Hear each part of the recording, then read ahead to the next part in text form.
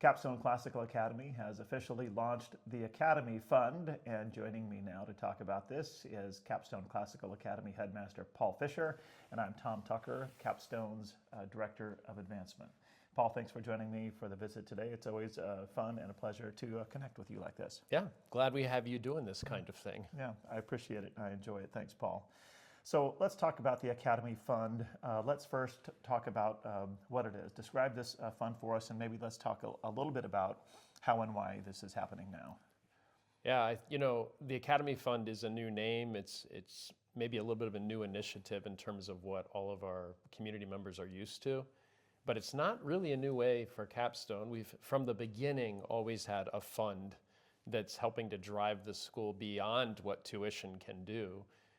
It's just that we were in a capital campaign during our first 3 years, and that capital campaign had the Academy Fund in essence built into it. You know, we had land, we had a building, we had endowment for scholarships. We also, though, had several million that were in there to help run a school before it was full of tuition-paying families who could fund the ministry. So, folks have been getting a tremendous value, about an $8,000 per student supplement to their children's education. And that's really, we've not called it the Academy Fund because we had a capital campaign. So it was doing that lifting for families. Yeah. For those who don't understand what you mean when you say families are getting an $8,000 supplement, Yeah. elaborate on that a little bit and help us to Sure. understand what that means. Well, if you were to take all of the school's expenses, and that does not include paying for this beautiful campus, because that's never been in the operating budget. That was always funded by a capital campaign. So no family has ever spent a tuition dollar on building the campus, which is a tremendous blessing to all of us. But if you look at what it actually costs to have a school, the operations of the school, educationally, and all of the supports that go into that, that runs about $19,000 per student right now. That number will get smaller as the population of students grows because there's more people paying in. Our fundraising won't need to cover that much per student. But right now, if a family pays $11,000, and on average, if you divide across preschool through high school, that's about where we are. There's an $8,000 gap between the expenses of $19,000 and the $11,000 that families pay. The good news is that as enrollment grows, our expense per student goes down because all of the costs of running a school begin to be shared by more people. So you get this economy of scale that helps keep tuition down, but also makes it so that we don't have to raise as much money to accomplish our goals every year.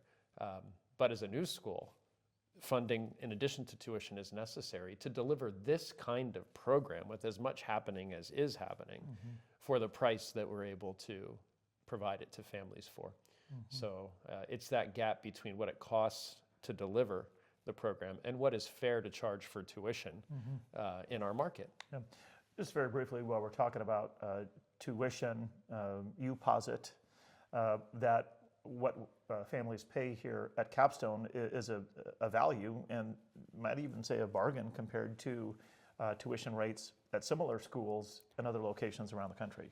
Oh, absolutely. The fact that Fargo is a smaller city, it's not a rural city, right? Though agriculture is a huge part of our economy.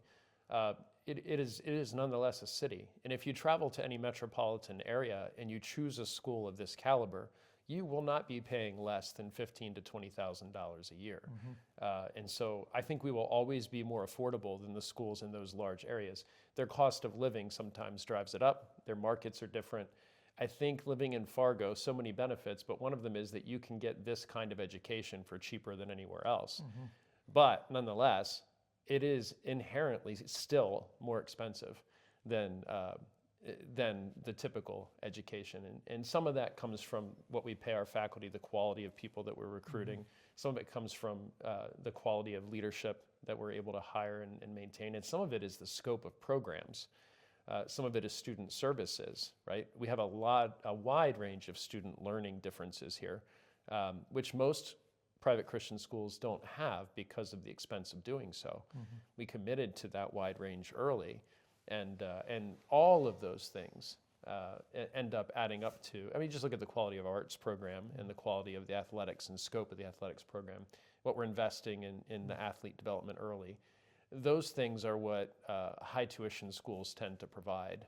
And we're fortunately being able to provide them at a price point that would be at what you would typically consider a mid-level school in other markets. But here you're getting that top tier for mid-level price. Let's back up a little bit and talk about the goal for the Academy Fund.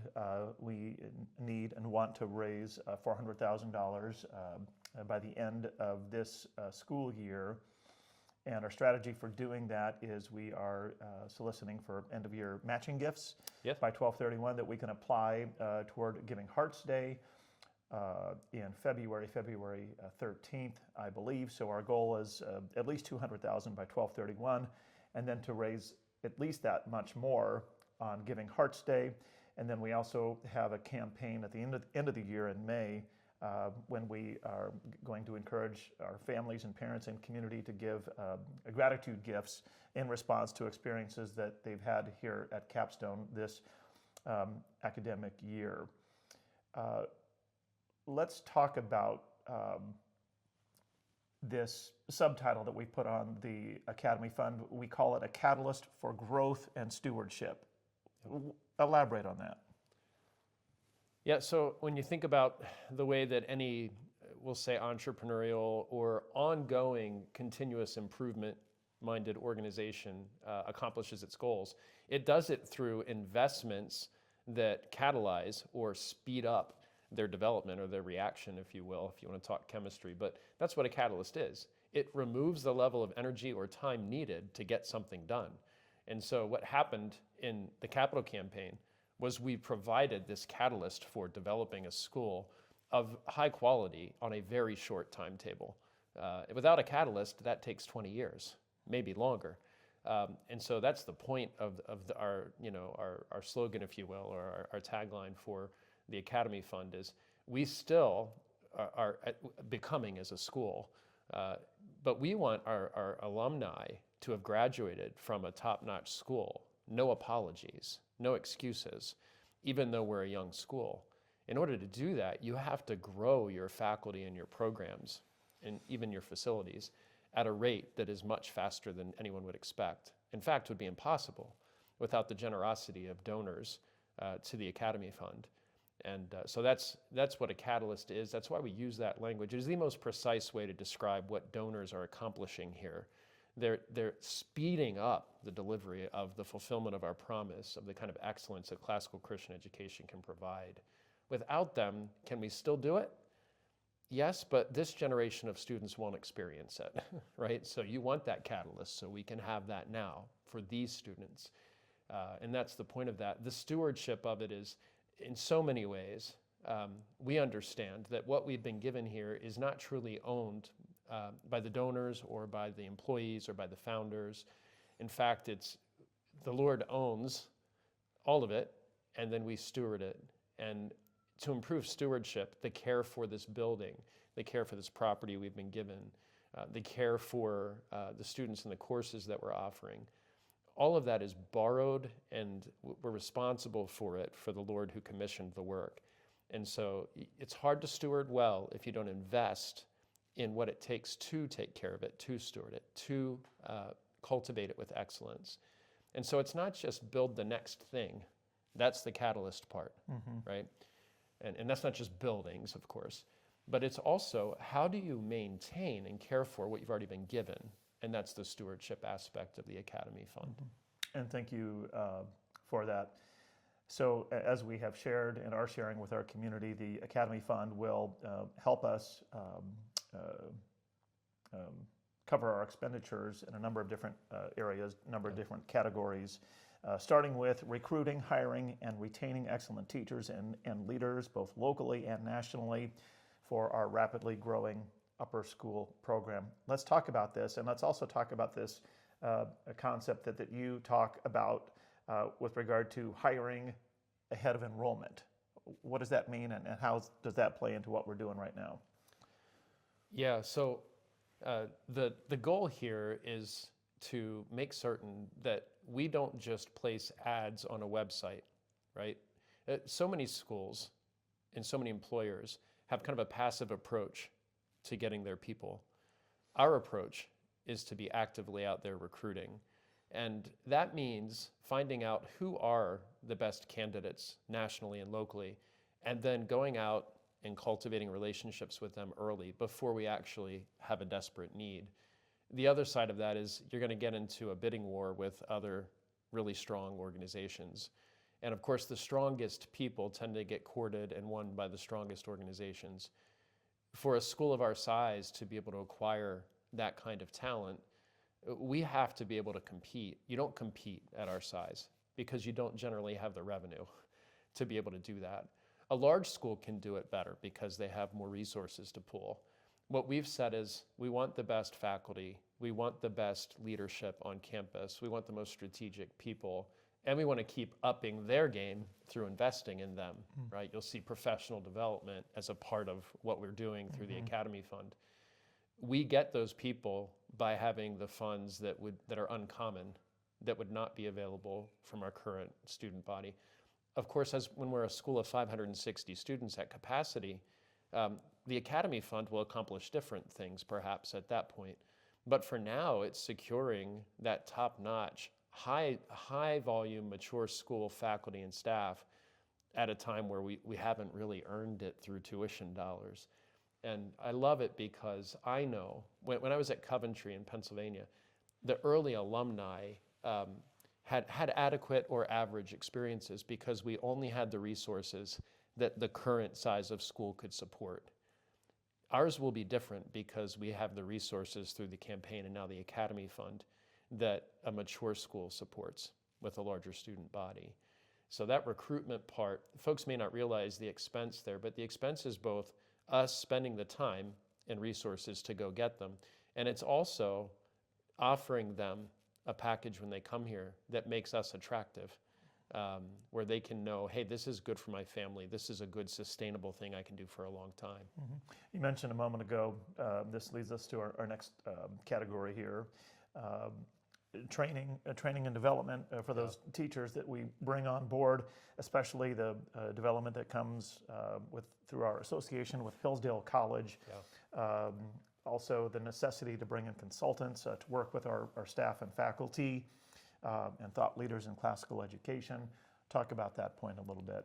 Yeah, I don't know. A lot of our folks may not realize how unique professional development, investment in developing the skill sets and the knowledge, and even cultivating hearts of our people. The culture of the school is as important as the skills, right? So anybody who's led a business understands that you can have a lot of really talented employees and have a disaster on your hands because the culture's not right.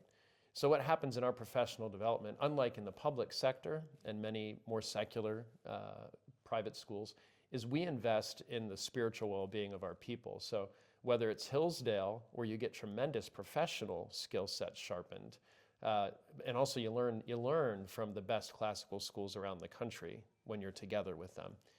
And then the professors at Hillsdale who also pour into our people while we're there. You get that kind of support, but you also have the Society for Classical Learning, Classical U, which Classical Academic Press sponsors, is an online professional development module and library, the Association of Classical Christian Schools. These are, in some cases, we have faculty studying at the graduate level in classical ed. And we try to subsidize even tuition for that ongoing education. So there's an organization called Independent School Management. They've for a long time done really good research, good empirical research on the best schools around the country. In all of them, professional development is a high budget priority. Most schools, it's the first thing they cut, along with the library funding and other things that parents won't notice, right? But what happens when you cut the development of your people is that you end up with just ordinary people.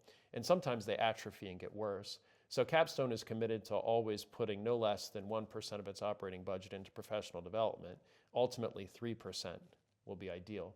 We cannot do that without the Academy Fund.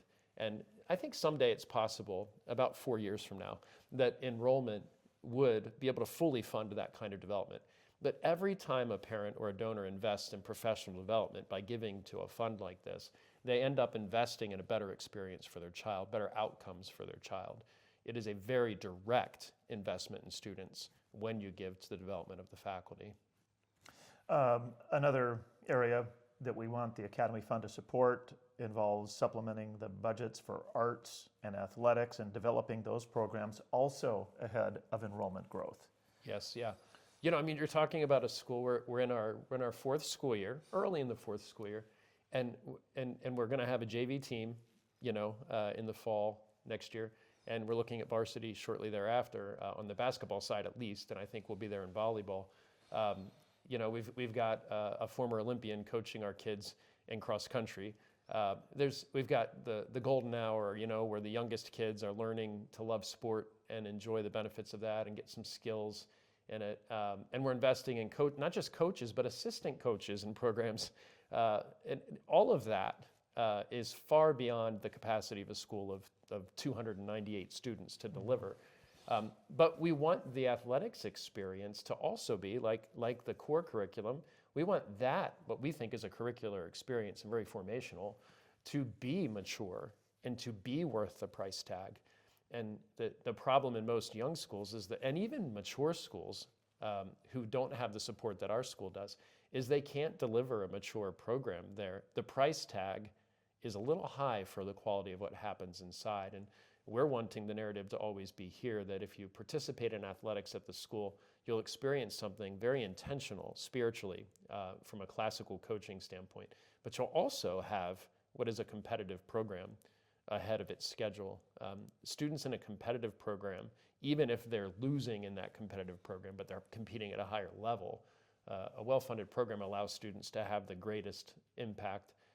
The more competitive it is, the harder the trial, the harder the training, the tougher the mountains the team has to climb. We have access to those because of the funding. And a typical school like us could maybe fund a $50,000 athletics budget, which in today's dollars is not very much for all of the teams that you're trying to run. There's a lot of corners you have to cut there in personnel and in the scope of the program, even the equipment that we have, right? But we're right now funding at about $80,000 the program, and donors are filling a little bit of a gap there because we actually spend far more than that. And it's not because, as some people would think, that athletics, the tail wags the dog at the school. It's because athletics are as formational as the classroom in terms of virtue and wisdom and the life skills that students are learning. Athletics are a place where we can work out what's taught in the classroom in real life. And so we think it's worth that investment. Another area that we want the Academy Fund to support is ensuring excellent stewardship of this beautiful campus and support the Advancement Office where I serve as we plan our future phases of long-term Capstone project campaigns. Yeah. Let's talk about that. Oh, man, Capstone and Advancement. We're a national story. We laugh at it because we're just us, right? Yeah. It is a little bit comical to me. But Fargo is a little bit of an anomaly, and the people from around the country want to understand how is Capstone accomplishing what it is so quickly. And the answer is always, well, God has uniquely assembled a group of people at a unique time who have caught this vision and have been very generous of their own free will and imagination and conviction. It's not expertise, not throwing shade on Tom Tucker, but it's not expertise within our office that makes that happen. It's right? not, Paul, come on. I mean, we're decent, but I wholeheartedly agree with your we assessment. both know it. Yeah. We couldn't look ourselves in the eye and not laugh if we took credit. But what happens when you grow this kind of momentum and donor base and you build this kind of school is that the expectation for doing more and maintaining it at the same level exists. This campus is 2 buildings into a 5-building project, right? And a track and field and and a maintenance building that's not on the site plan.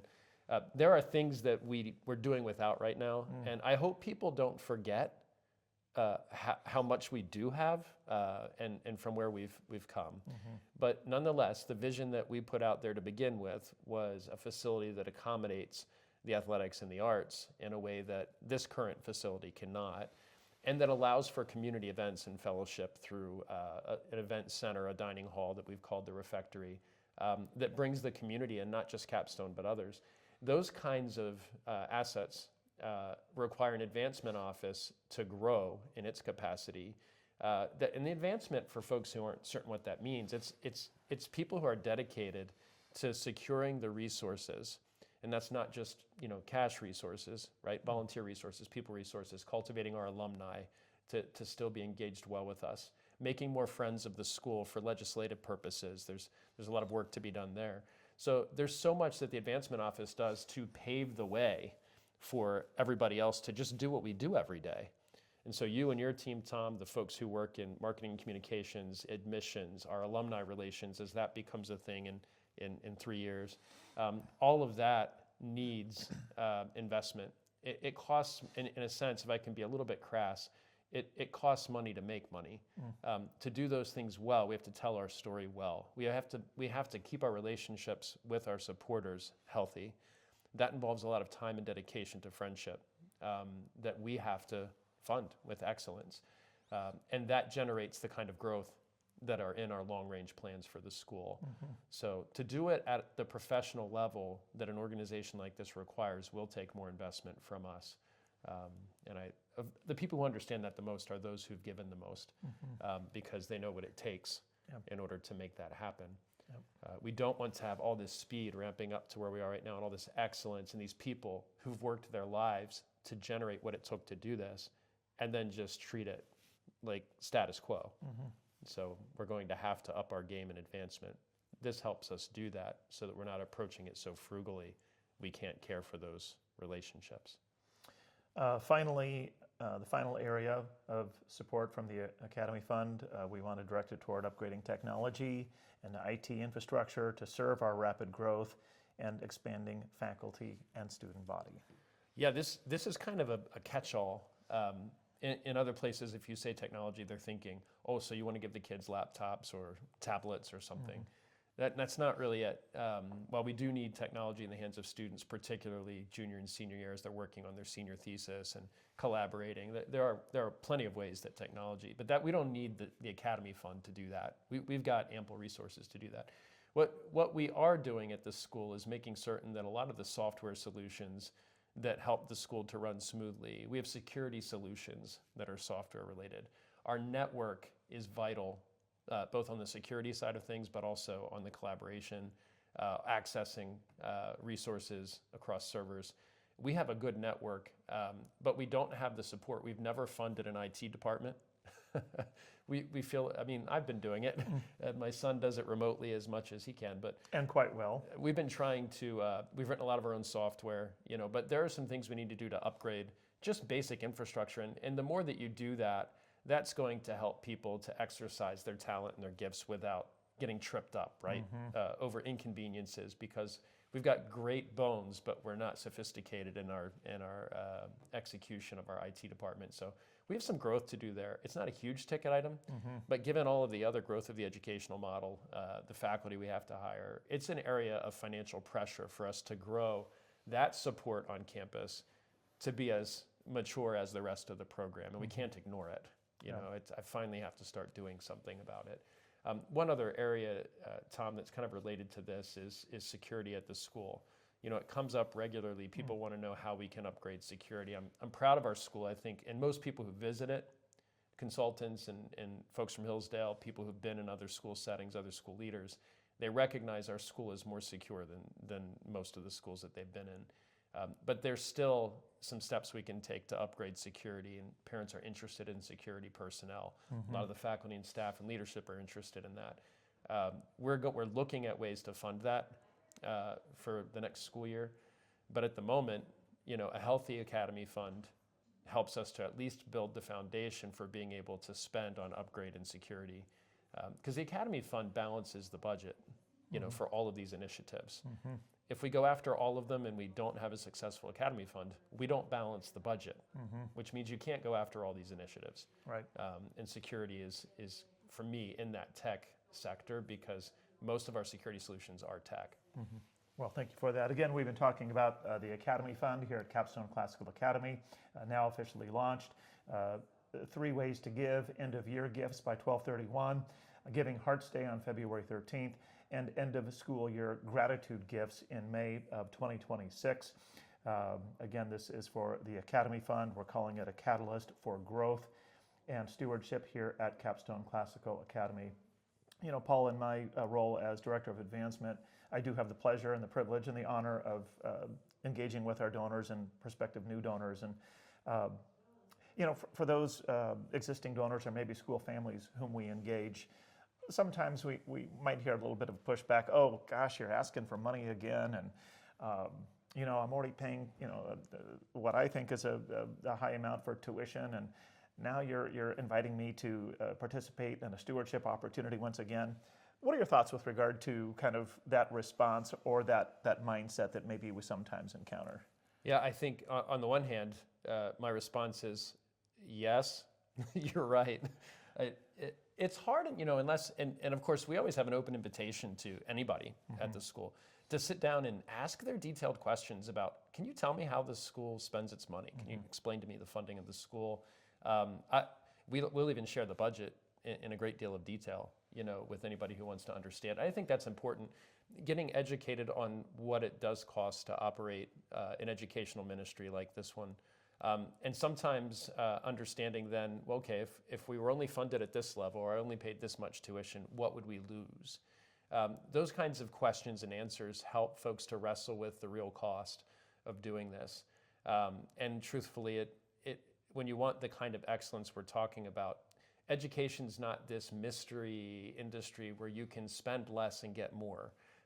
Like virtually every other product out there, to use crass business terms, but like every other product out there, the more you spend on the people and on the experience, the better it's going to be. We never want to be wasteful, which is why I like the transparency of having to account for how we're spending. My experience is that when I get into those details with people, they're not only satisfied that their question has a good answer, but they're actually more motivated to give because they recognize what it takes to do it is real, and they're grateful for that partnership. So those folks who do struggle with it, I would say, yeah, I know it's kind of exhausting sometimes that there's another thing, but I think most of us, like most hard things that we do that are worth it, once we go through that season of saying, oh, do I really have to, you know, to do this again? We get these reminders. God is kind to give us beautiful reminders of why it's worth it. Yeah. And I get it every day, right? I'm in the hallways and in the classrooms and experiencing our families. And we know it, but I mean, the extraordinary can become a little bit ordinary. And then the next task can be a chore, but it's a good question. So the bottom line is, if you ever feel that, one, that's normal, you know, and may be valid. So ask the questions of the folks who can help you wrestle with that, and we'll be glad to have those. Yeah, I appreciate that. Any thoughts in closing? Anything that we haven't touched upon you Just think that's gratitude. important to include? Just gratitude. Yeah. You mentioned that, you know, if at the end of the school year we might do this gratitude giving season, which just gets me really excited because I'm thinking about, well, what will I give and who will I recognize?